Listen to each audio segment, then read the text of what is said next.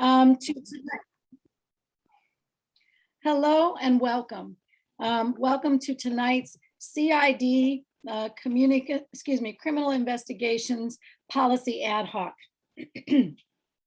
I am joined by Commissioner Rudy Howell, and Commissioner Shea was unable to join us this evening, but he is the other commissioner that makes up the ad hoc. We also have with us this evening DC Lindsay, excuse me, and Lieutenant Turner, as well as the Executive Director of CPRA, John Alden. As one of the lessons learned arising out of the department's investigation into the officer-involved shooting of Mr. Joshua Pollack several years ago, the Oakland Police Department developed a policy before you all tonight in order to better align itself with best practices. One of the core influences driving the new structure of this policy is the department's consultation with the Los Angeles Police Department, which boasts one of the premier and modernized investigation entities specific to officer-involved shooting investigations. I should advise our public that the monitoring team's comments are not included in the public version of this policy under order and rule of the federal court overseeing the matter. Our intention this evening is to hear public comment and consider any proposed edits to the policy. We will then make edits that we feel are most appropriate and present the policy with any modification to the commission at next week's meeting. Like you all, our goal is to ensure that the Oakland Police Department maximizes both accountability and justice in adopting this policy for its criminal investigations. At this point, I'd like to invite the rest of our panelists if they want to say anything before we, excuse me, open for public comment and receive recommendations and suggestions. I see no hands up. Oh, I see Lieutenant Turner's hand up. Hi, good evening. Excuse me. And thank you, Chair Jackson. Thank you for introducing us. My name is Lieutenant Joe Turner, and I'm with the Oakland Police Department, the Policy and Publication Unit. Also with us tonight is Deputy Chief Drennan Lindsay from our Bureau of Investigations. So very briefly, I will just say that for those of you who are attending, we have both I think on the commission's website, you'll see the copy of the most recent draft of this policy and the memo. So, but just to give a very brief rundown of what this policy accomplishes from the perspective of the police department, is that we, as Chair Jackson said, we went to several different places for these ideas of best practices, for ideas of how we could be better in investigating these type of incidents. Often, these involve where officers use their firearms, use lethal ammunition against a member of our community, but not always. Sometimes there might be incidents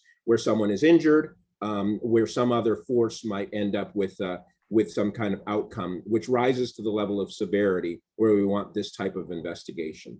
As most people know and is on our website, the Oakland Police Department has many different ways of investigating force, and all force is robustly reviewed, all the way from officers using very simple force, which is something that will be coming up soon to the police commission, things like holding someone down on a gurney or escorting them to the police car, something like that, all the way to these extremely serious uses of force. Every use of force by the police is something that's serious. We know that the community considers that, and we take that into consideration. However, these incidents are very severe, and we want to give them the proper investigation and ensure that those steps are enshrined in a policy. And so as Chair Jackson noted, this did come out of both some subsequent or some previous investigations and the monitoring team. And so you will see some of the things that this talks about: level 1 force, these types of force incidents, which are the most severe. This policy specifically deals with the criminal investigation. So the department's criminal investigation division, which is headed by the Bureau of Investigations Deputy Chief Lindsay, and how they investigate and present these cases for charging. So again, this is investigation, it's fact finding, and this policy is about getting the best information to those decision makers, whether that's the prosecutors, the members of the independent monitoring team, the police commission, the executive team of the police department. The CPRA also reviews these investigations, and maybe even the California Department of Justice, depending on how the investigation goes. So of course, as the representatives of the police department, we're here to answer any questions about any of the technical terms or how these investigations run. Thank you, Chair. Thank you, Lieutenant Turner. I see Commissioner Howell's hand up. Can you hear me? Yes, we can. Okay, good. Yeah, I'd like to take this time to encourage as many community members as possible to speak and to take this opportunity to increase community empowerment by letting your voice be heard. Thank you, Commissioner Howell. Do any of the other panelists have anything to add before we go to public comment? Okay, I see no hands. I'd like to turn it over to our Chief of Staff, Rania, to call on the community to speak. Thank you very much. Thank you, Chair. Members of the public wishing to make public comment, an edit, a suggestion, or a question, please raise your hand. I'll call on you in the order that I see them. We're going to set the timer for 2 minutes. I see Gabriel Garcia first. Give me just a second, and I shall get the timer going.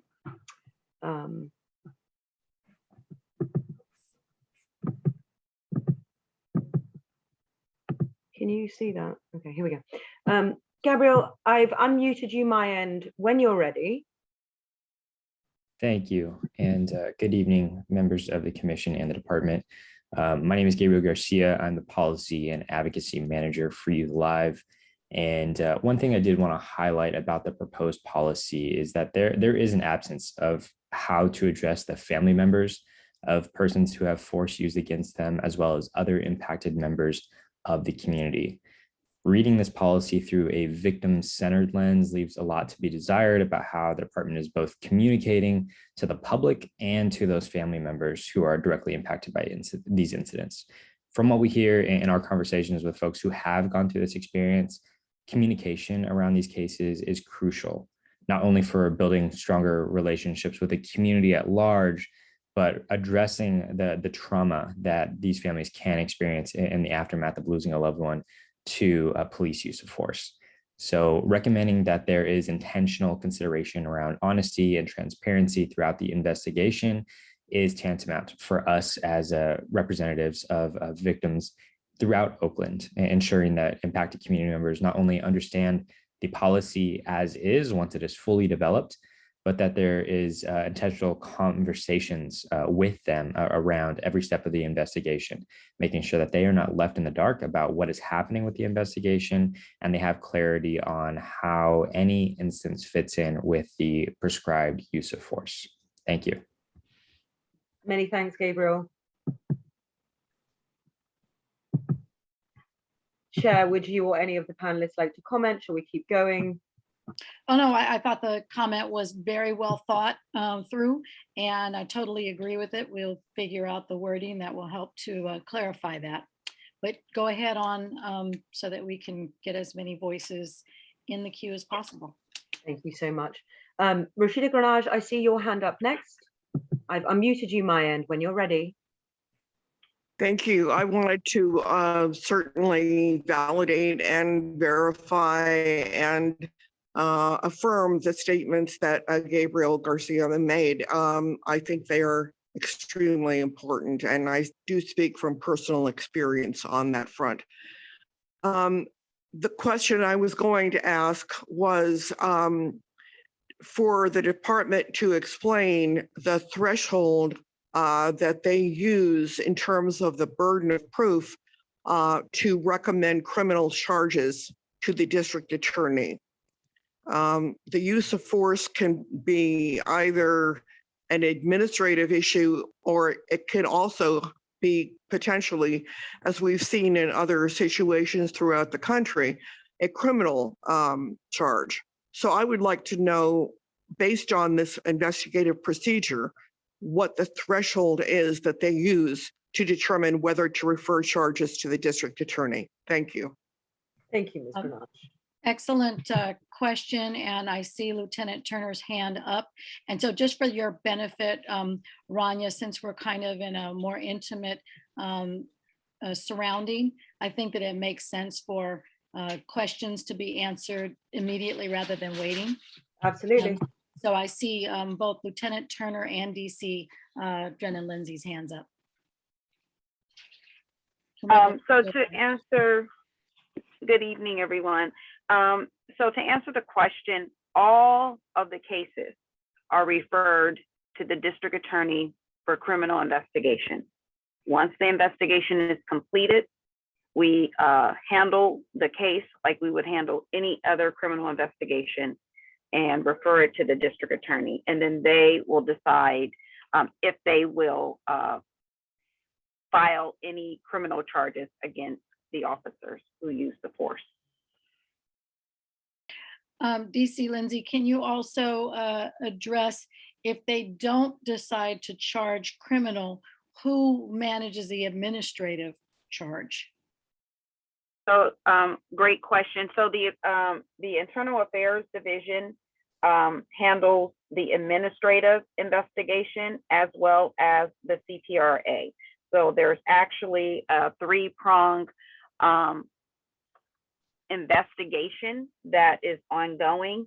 The Internal Affairs Division as well as the CTRA are privy to all documents that come from the criminal investigation. It includes interviews, video, any documents. They're all turned over for the administrative investigation. Excellent. John, Mr. Alden, do you have anything that you want to add to that, or are you good?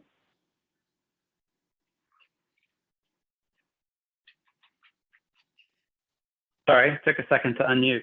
No, I think I agree with the presentation of the police department. That's accurate. I could add that in the last few years, we have seen very prompt production of all of that material to CPRA, and I appreciate the police department doing that. It aids our investigations greatly. Excellent.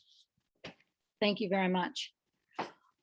So I think at this point, Rania, you can go and call on whomever else is in the queue. Oh, I'm sorry. I didn't see Commissioner Howell's hand up. Yeah, so the question I had, so what everybody's saying then is that the threshold lies solely with the DA to decide to do a criminal charge. That's what that's what I'm understanding correctly? Okay. That's what I heard. Yeah. Okay. Thank you. Thank you for the clarification. And DC Lindsay, is your hand up new, or did your hand not go down? It did not go down, but I could address the first question that came up. Yes. In relation to, so we're actually, I think I mentioned it the first night, we actually have a multitude of policies that address specific things. And so I do want to address again that this particular policy and procedure is specific to the Bureau of Investigation.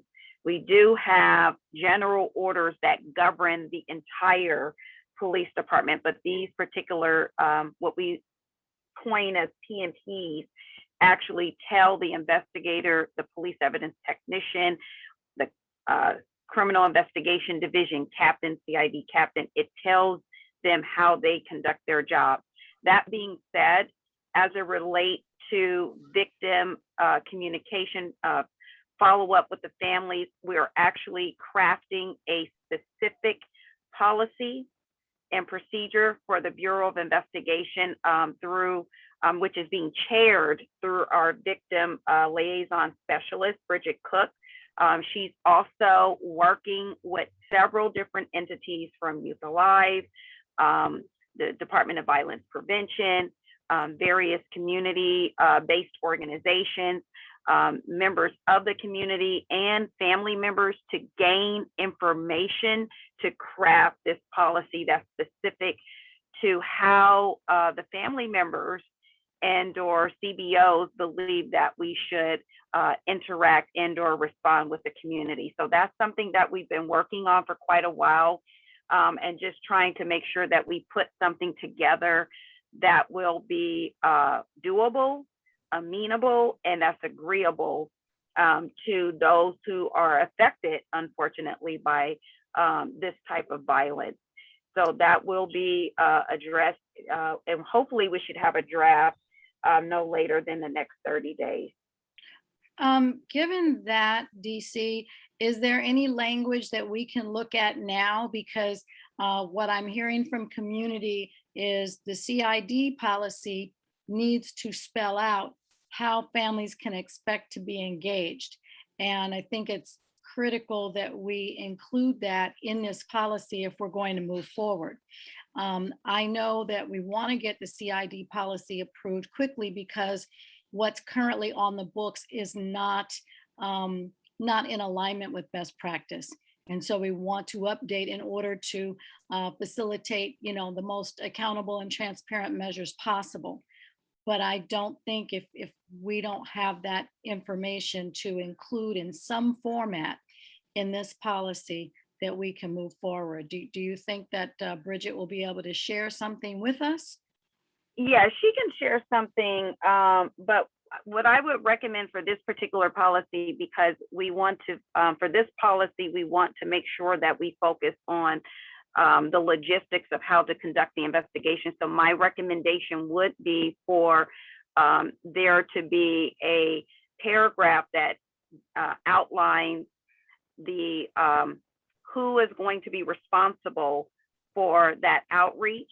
However, the other policy will need to be more specific as to how we're going to hold those accountable for like timelines or whatever information that we need to give out. So for example, the expectation is for patrol officers to provide certain information to homicide victim families and or families that have just experienced the loss of life, whether it's by the hands of a police officer and or, someone else.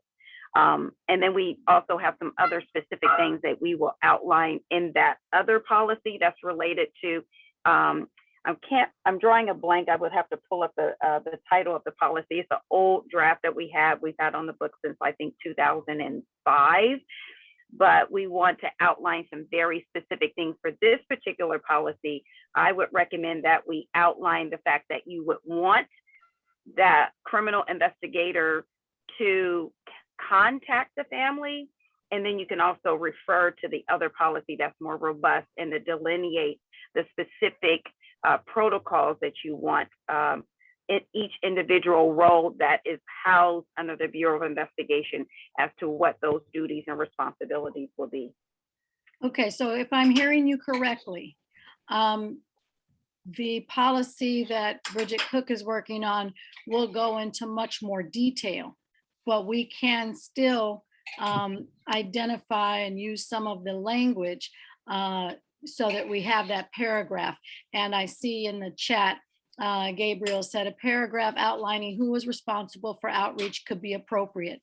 We're happy to work with Bridget on the specifics of a more robust victim-centered policy. And I both appreciate the comment as well as the enthusiasm as it relates to that separate policy.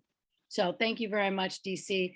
And I think Lieutenant Turner, you've got the paragraph scenario that we're going to be looking for. With that, if Rania, if you want to go to the back to any comments, public comments. So any members of the public still wishing to make a comment? Chair Jackson, are we all right? We are a very small group tonight. Would you be amenable to the same commentator still making a, if any, can I repeat? Absolutely, absolutely. Okay. But what we want to do is create the most robust conversation possible so that we could facilitate, concluding this policy, but make sure that it had community feedback. Appreciate. I know our two experts, our subject matter experts, are going to have more things to say. So let's rock and roll. Got it. Okay. So again, members of the public, if there's anything more that you'd like to weigh in on, speak to, please raise your hand and I'll call on you.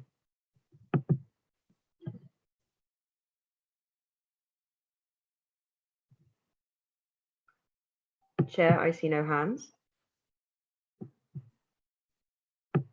Okay, do any of our panelists have any additional commentary to add?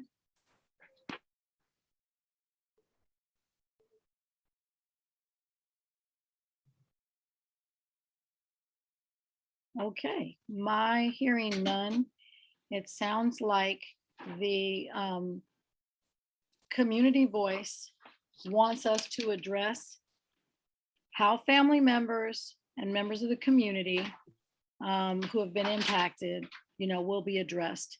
And we're talking about identifying a paragraph that thoughtfully provides an overview of that expectation, recognizing that the more robust victim-centered policy will create perhaps multi-layered delineation around the separate details between who's got what responsibility and how the engagement happens and perhaps how often it happens. And now I see a hand up from Commissioner Howell. Yeah, I just want to follow up on Mrs. Grenage's question about getting threshold and have it delineated. So can we get that from the DA? Can you share that with us? What the threshold is, how it goes from, one stage to criminal charges? Can we get that, or how does that work? Now we can ask. I do not know how much work you all do in policy development. So I think Lieutenant Turner has a comment on that. Thank you. Yeah, thanks, Chair. And well, we don't have the ability for the police department to get that necessarily from the district attorney's office, because they are sort of the superior in terms of, we bring the investigation, the facts that we have found to them, and then they make a charging decision. One thing that's important to know is that there are those other alternate sort of prosecutorial areas, such as the Department of Justice. So the State Attorney General Rob Bonta, who probably has information on his website about some of the criteria that they use, for instance. So I think that's probably a good resource as well that I would recommend. Okay.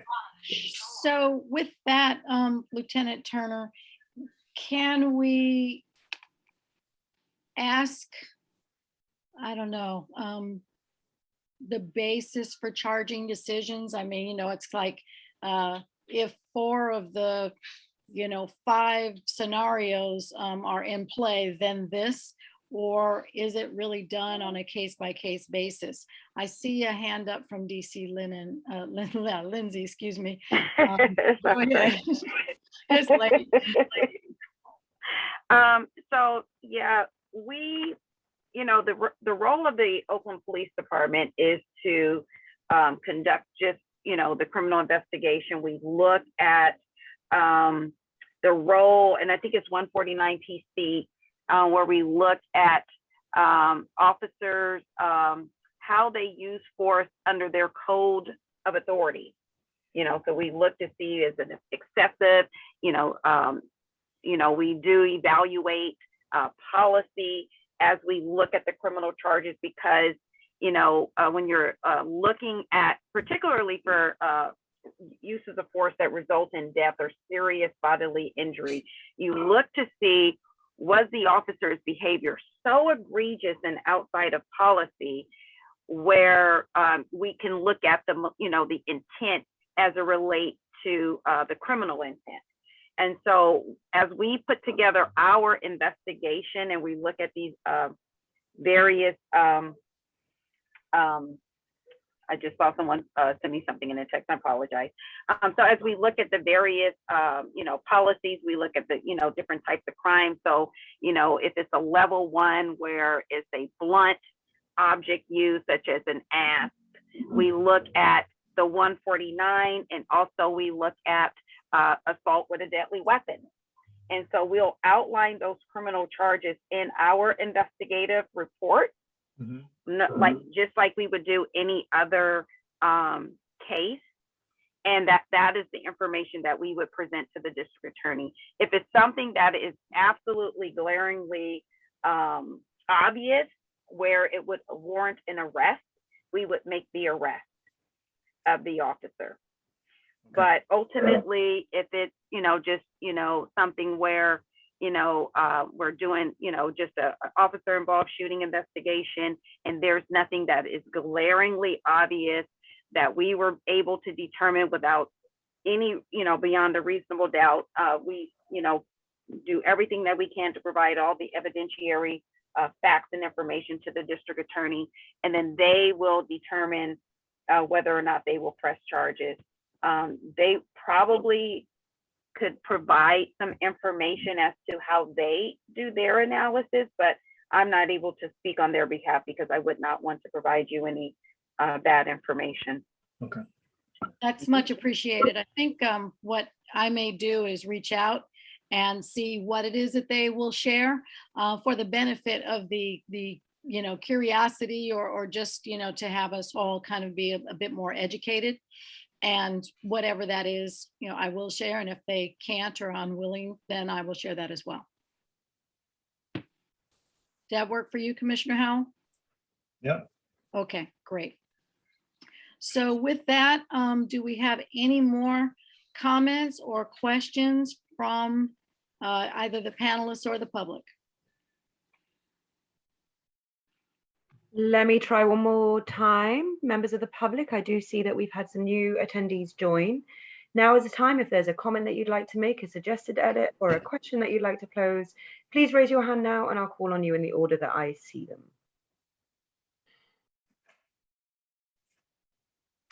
Nothing, Madam Chair. Okay, that's fine. Lieutenant Turner, do you feel like you have enough information based upon what's been shared tonight, along with whatever it is that we might glean from Bridget Cook's work thus far, to be able to provide us a recommended ad that we can look at maybe tomorrow?